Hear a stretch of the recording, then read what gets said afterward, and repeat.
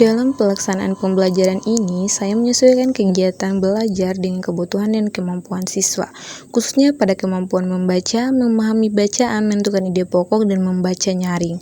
Pada kegiatan pembuka, saya memulai pembelajaran dengan memberikan salam, mengecek kesiapan siswa, serta mengaitkan materi dengan pengalaman sehari-hari siswa, agar siswa lebih fokus dan nyaman saat belajar.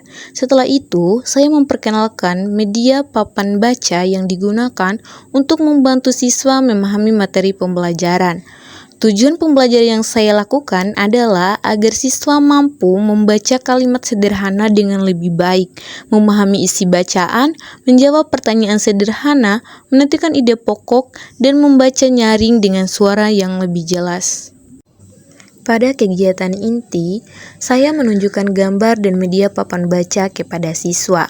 Saya meminta siswa mengamati gambar dan menyebutkan apa yang dilihat untuk melatih fokus dan pemahaman awal siswa terhadap materi.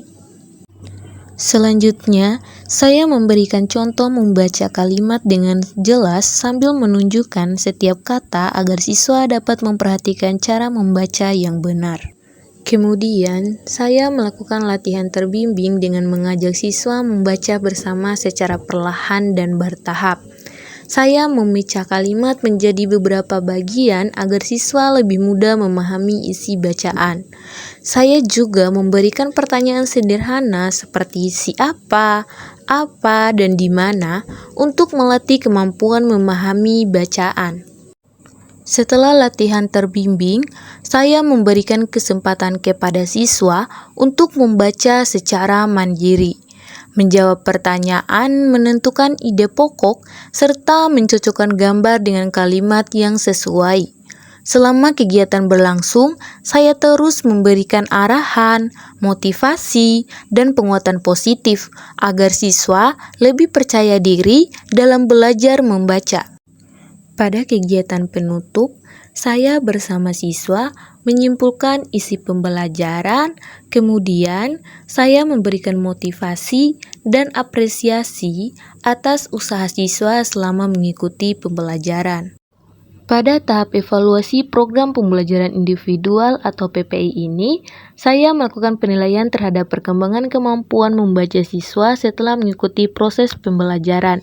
Evaluasi saya lakukan menggunakan lembar kerja siswa dan rubrik penilaian yang telah disesuaikan dengan kebutuhan siswa anak berkesulitan belajar atau disleksia.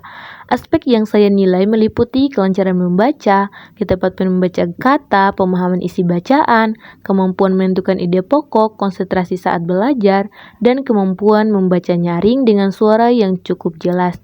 Dalam proses evaluasi, saya meminta siswa membaca teks sederhana dengan bantuan guru, kemudian menjawab pertanyaan berdasarkan isi bacaan, melengkapi kalimat, menentukan ide pokok, dan mencocokkan gambar dengan kalimat yang sesuai.